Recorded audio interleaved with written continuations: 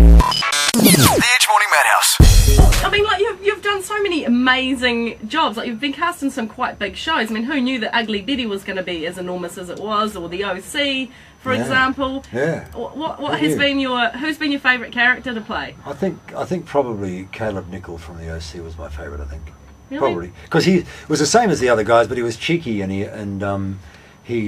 got up to mischief and he had lots of pretty girls and stuff. You make a really good bastard. You play a good bastard, don't you? Yeah.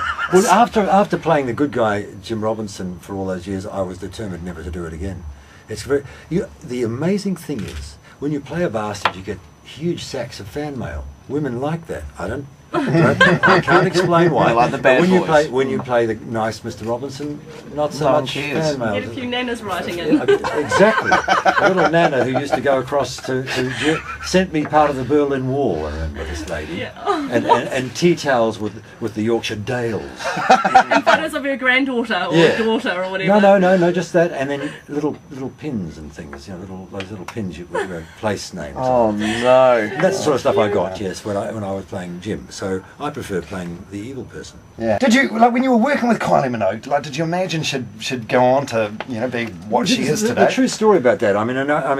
She may not tell the story the same, but we used to get together to have a beer and play instruments. And I had everyone who can't play a musical instrument plays the double bass or the bass, and I played the bass. And Jason couldn't play the guitar, and he came along and not played And one of the songs that we used to do every Tuesday with a few beers was Locomotion. And then we decided one time that it'd be good to have someone sing the song, and we asked a girl called Ellie Fowler, who became part of the Shantuzis, and she didn't turn up. So then we said to Kylie, you can sing, do you want to come and we're just having a bit of fun and have a beer and things. So she came along and we did it, and it was so brilliant that one of the guys said, we should record that.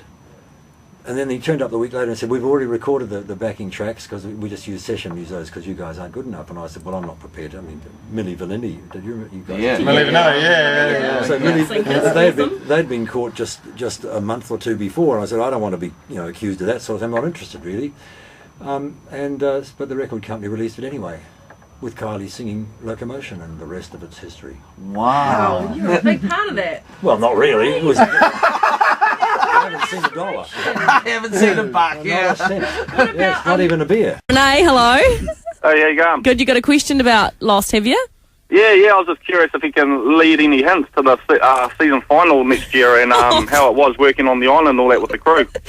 Well, it was fun working there, but I got into trouble last year when I was working in London. A journalist asked me the same sort of question, any clues and things, and I said, no, I can't really tell you. And they said, why? And I said, well, because... I don't watch it really. and why not? How many times can you watch these people walking in line astern through the jungle? After I'd done that 1,000 times, I thought, I think I've seen enough of this. And then a black cloud came out of the bush, picked up this African American guy, threw him against a tree, and killed him. And I thought, no, I don't have to watch this anymore. The result of that was that there was a headline in the paper the next day: "Lost star commits career suicide." Oh, yeah. So I'm not going to tell that story ever again. I guess the perk of being Alan Dale is if you don't like one of your shows on TV, you flick over and, hello, there I am on another channel. I don't know if this is true or not, but I read this on the website Wikipedia. After Telethon, you're going to Melbourne and doing that movie with Katie Holmes? Yes, it's called Don't Be Afraid of the Dark, and Guy Pearce and Katie Holmes.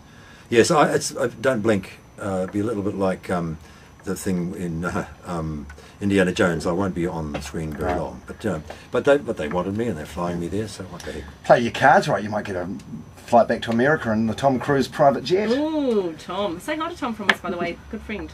But Alan, if you throw the offer out there, next time we're in LA, we'll stay at your place instead of Tom's. It's up to you. No, better off at Tom. Oh, but he goes on about Scientology when you stay there. He's a pain in the ass. The Edge Morning Madhouse.